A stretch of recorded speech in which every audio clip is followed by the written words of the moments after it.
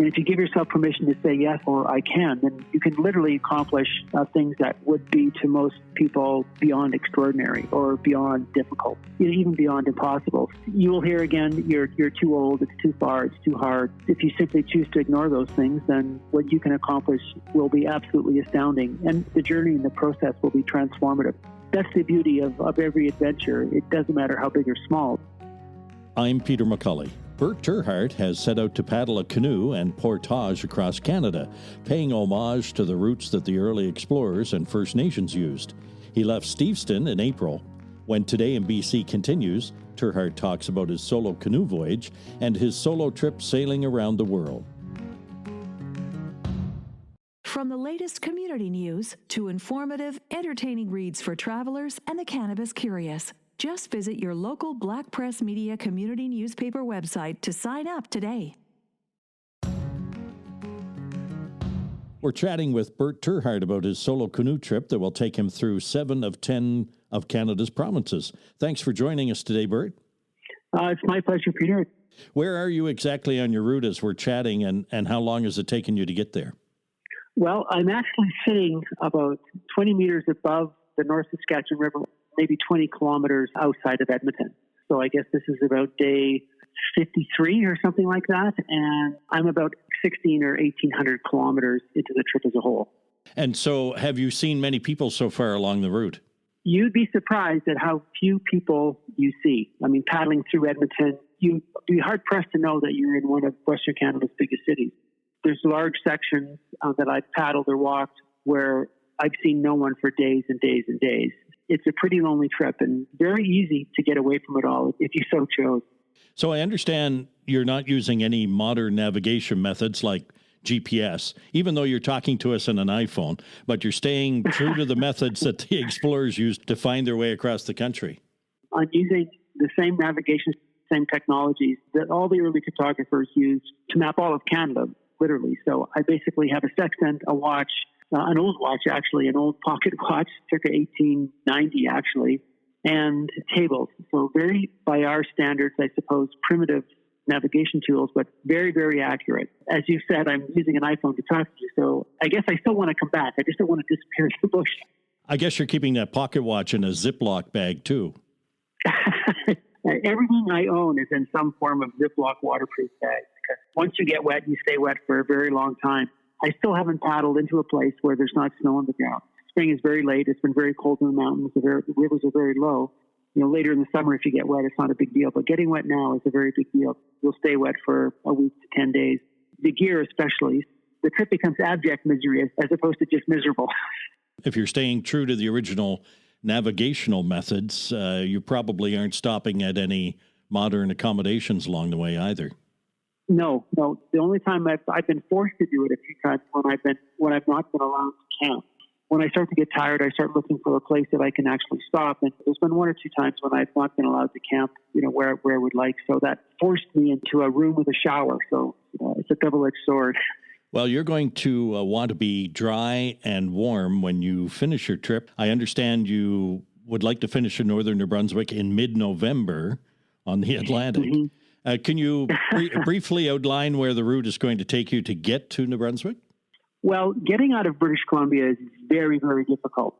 Just to get out of BC, you have to go through the Fraser watershed, Fraser to the Similkameen watershed, Similkameen to the Okanagan River watershed, Okanagan River to the Shuswap River watershed, Shuswap to the Columbia River, and then finally the Columbia to the Saskatchewan. So the last jump, Columbia to Saskatchewan, you actually do that right at the BC-Alberta border. So those 5 river systems are all in BC, and it's all uphill, and it's a grind.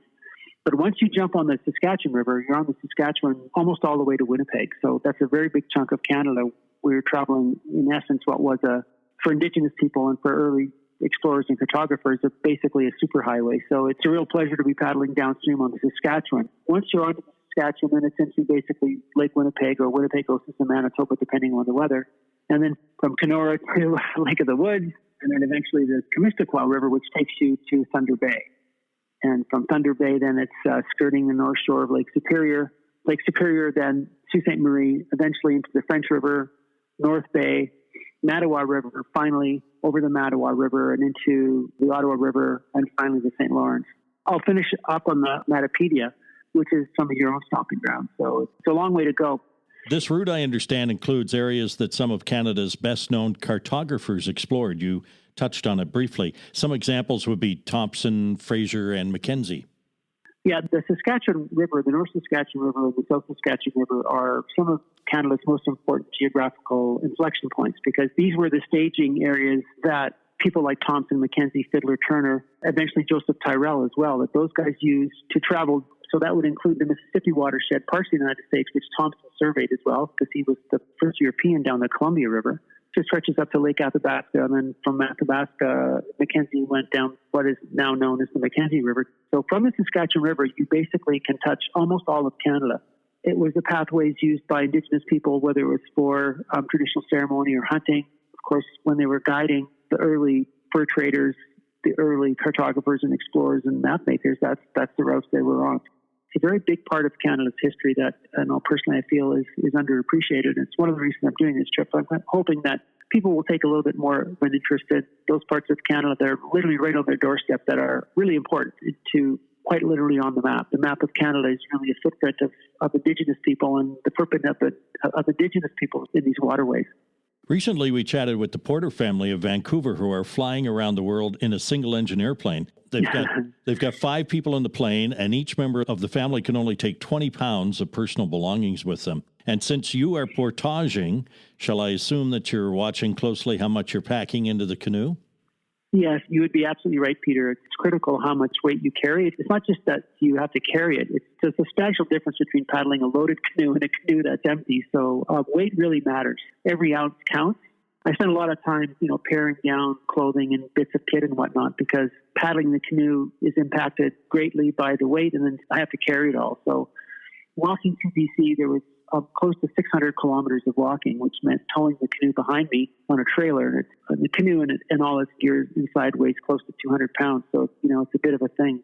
A 1 kilometer portage turns into 5 kilometers when you have to make all the trips with the packs in the canoe. So it very quickly becomes burdensome, shall we say. What kind of food are you packing on the trip? If you're watching the weight, I guess you're not taking a case or two of beans. No, that's one of the good things about doing this trip is you can eat whatever you want. You burn something like 6,000 to 7,000 calories a day just doing the paddling, even paddling downstream. But again, weight matters, and I guess I'm not a fussy eater. As boring as it sounds, every meal is the same. Breakfast is porridge and dried fruit and dried nuts, and lunch is just a long series of snacks, whether it's a granola bar or a bunch of granola bars, or whether it's jerky, or whether it's some kind of wrap. Lunch is very simple, but it's always the same. But it's very simple. There's 2 reasons for that. One, you can pack a lot of porridge and oatmeal into a very small space. It cooks very quickly. It's nutritious. The other thing is I can re-provision basically anywhere I stop. You're never too far in Canada from a Tim Hortons, I suppose, or a 7-Eleven. So I can buy almost everything I need in the 7-Eleven. When Today in BC continues, Bert terHart talks about sailing around the world. Why spend hours searching dealerships, comparing makes and models? Find the best of BC's inventory in one place, todaysdrive.com. You'll have access to inventory across BC, where you can easily find a vehicle that fits your needs and gets you where you need to go in comfort. Get in the driver's seat. Don't miss out on the many options we have available for you. Powered by Black Press Media, todaysdrive.com connects you with exclusive new and used car deals. I'm Peter McCully. Today in BC is a Black Press Media podcast. Bert terHart is paddling and portaging his way across Canada. Bert, when you complete the trip, you'll have become the first person to cross the continent in this fashion under your own steam. That's quite an accomplishment, and to do it in your 60s must feel pretty good. Some people, I suppose, are surprised at how old I am. I mean, I don't really consider myself old, although I guess I'm approaching senior citizen status. I'm very lucky in that I don't have problems with my knees or hips or anything like that. So I'm pretty healthy, and I just feel blessed to be able to do something like this. Age, eventually will catch up to me. It just hasn't caught up to me yet. Put it that way. Well, it would seem that you like to set the bar pretty high for yourself. You're one of 9 people to sail solo around the world using the same types of navigational instruments that you're going to use on your canoe trip. So what inspired you to do that? Well, I've sailed extensively on the west coast of Canada, and my sailing has always been in the footsteps or the wakes, I should say, of people like Bligh, Vancouver, La Perouse, Quadra, because they were all on BC's western coast about the same time that Thompson and Mackenzie and Fiddler and all those guys were surveying on the interior of what we know as Canada. So it's a really important bit of Canadiana, and it's a very compacted time. So I just love to be in those places where I knew Vancouver had anchored his ships, where I knew his small boats had gone out surveying, and it's unchanged. It's literally looking at the same trees that Bligh looked at. There's places in Nootka Sound, it's Bligh Island, it's Bligh Cove. You can literally walk those shores and look at literally the same trees, the same paths that those guys did. So I find that very inspiring. These were important people doing things that were extraordinary for their time and remain extraordinary to this day. So I wanted to experience what they might have experienced when they were at sea doing what they were doing. So that was part of the motivation for sailing around the world nonstop using the same navigational methods that they did. Of course, they stopped everywhere they could, but it was just a different challenge to do it, of course, by yourself and then again nonstop. So I thought it was a natural extension of the trip around the world to then go across Canada. How long did that trip around the world take you? I was at sea for 267 days. So that's 267 days out of sight of land, and by yourself in a small boat in a very big ocean. So it's a long time. But the trip took a little longer than I'd hoped because of weather and other things. Just under 29,000 nautical miles. It's very hard to sail from the west coast of North America around the world via the 5 Great Capes. There's so much upwind work. People that sail know that going upwind is a bit like sticking needles in your eyes. I had to travel more than 10,000 kilometers upwind. It's a bit of a challenge. Very hard on the boat. The boat just takes a horrible beating, and it's hard on you because you can't do anything inside the boat without, hanging on with both hands and both feet. Well, I grew up in canoes and kayaks and sailboats on the East Coast. That's why we're chatting today. It really sparked my interest to chat with you. And to borrow a nautical term, I just can't really fathom how much work would go into keeping everything as it should be while you're at sea by yourself for 267 days. You probably didn't sleep for more than a couple hours at a time.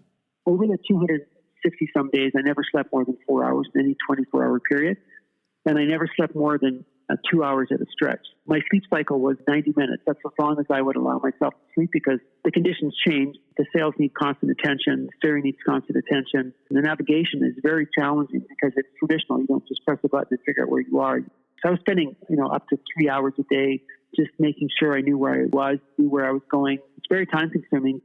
I tried to be asleep between 3 and 4:30 if possible, and after that it was anything goes. What is interesting about that is I tried sleeping for an hour.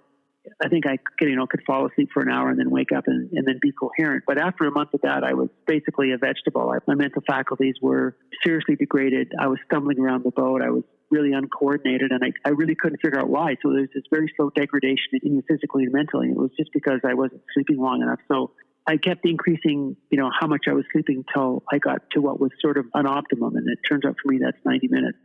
On that trip, was there any time that you were worried that you might not make it? It's a very, very dangerous place to be. And it's a very easy place to disappear and not come back. I wasn't so much afraid of not coming back. I mean, it's very easy to sail the boat to bits, but be very careful about driving the boat until it literally falls apart, because as soon as you leave the dock, you're running out of everything, spare parts, food and water, you name it. So anything goes wrong with the boat, then you have a real issue. And of course, like any other machine, it needs constant maintenance, and like any other machine, it's going to break down. So the constant use in a very extreme environment and the very hard use means that you're going to be breaking things. I was afraid lots. I mean, to be not afraid, you'd have to be either a psychopath or a sociopath. I'm not sure which, but you can be very scared, but you just can't be scared witless. So you just have to have a plan B and a plan C and a D, E, F, G, H, I, J, K. So it doesn't matter what's going on. You just have to have an option that you're going to try next. As long as you're thinking ahead, then you'll be fully engaged. You just can't park yourself down below and strap yourself in and just start worrying. There's lots of times to be scared. On 3 separate occasions, for example, I stuck the mast underwater. So it's a very big boat, almost a 55-foot mast, and the mast is no longer sticking straight up and down. It's sticking down at about a 120-degree angle from the vertical. So the boat is almost upside down, and I'm swimming up to the cockpit. There's lots of chances for things to go very badly wrong, but as long as you've got a plan for that and moving forward in some way, shape, or form, then really thinking about not coming back, you're thinking about what you can do to come back. Bert, how can folks follow your canoe trip across the country? Well, it's very easy. I've got, there's a website, kainani.ca, kainani.ca, and on there's a satellite tracker. So I ping my locations usually twice a day, basically 24/7. You pretty much know exactly where I am. On that webpage, there's social media links to a Facebook page, to Instagram. There's a good visual record of what I'm seeing, and I'm writing something every day. There's something about what my emotional, mental, and sort of spiritual state is. It's been extraordinary so far. The trip has just been out of this world. It's been far more than I expected, and I had very high hopes given what I had done previously. I recently read a quote from you talking about can and cannot, which I found pretty inspirational. Well, I think that we touched upon how old I am, and you also, over the course of your life, you will hear many more no's than you will hear yeses. And you'll hear many more cannots than can'ts. You only need one yes. You'll hear many no's, but you just need to have one yes, just one can.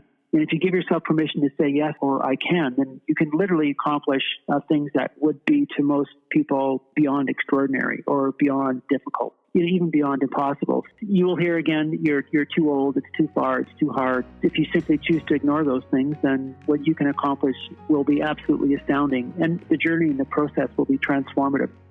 That's the beauty of every adventure. It doesn't matter how big or small. I'd like to thank Bert terHart for being with us on this edition of Today in BC. If you have suggestions or comments, send a voice message to podcast@blackpress.ca.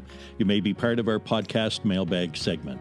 You'll find Today in BC podcasts on iTunes, Spotify, Amazon, iHeart, and Google Podcasts.